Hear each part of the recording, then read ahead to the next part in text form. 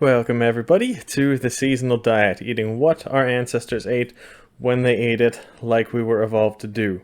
Fennel, man, do I like that stuff. If fennel didn't exist, I would never be able to survive on just native Europeans' food alone.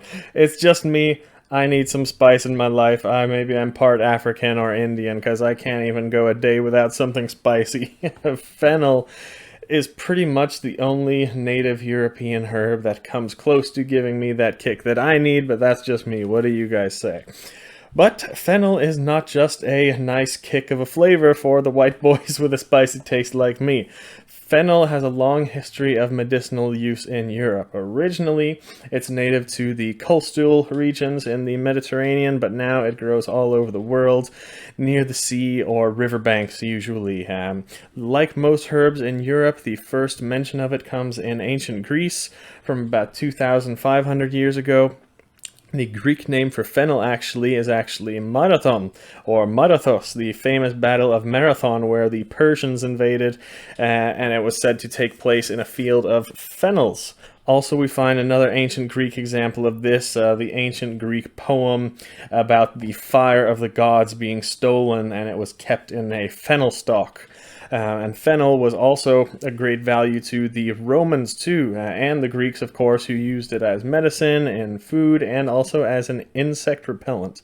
Fennel tea was believed back then to give courage actually to the warriors in battle, and I have always had some fennel tea or eaten a couple raw fennels before my matches too if I'm a little bit nervous. A bit later on in history, we see fennel being used in Northern Europe as well as we get to the Middle Ages. It was required by Frankish law to be cultivated on all farmsteads for a certain time, or at least a little bit of fennel. And it was also used in the Anglo-Saxon Nine Herbs Charm, where 9 sacred herbs were gathered and Odin was invoked as a remedy for a snake bite.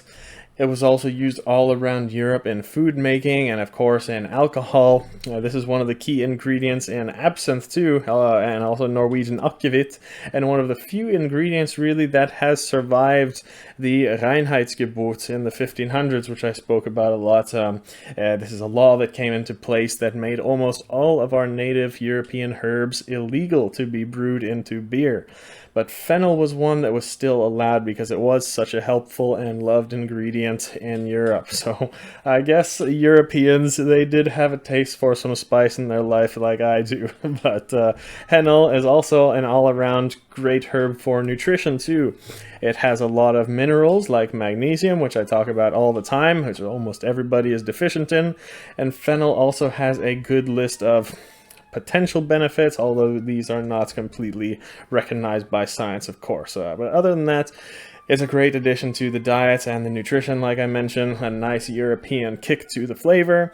It's in season from late winter to early spring, like most herbs, but of course you can dry it and preserve it, and the shelf life is very long in that case, so it's something that our ancestors would have had in their diet year-round.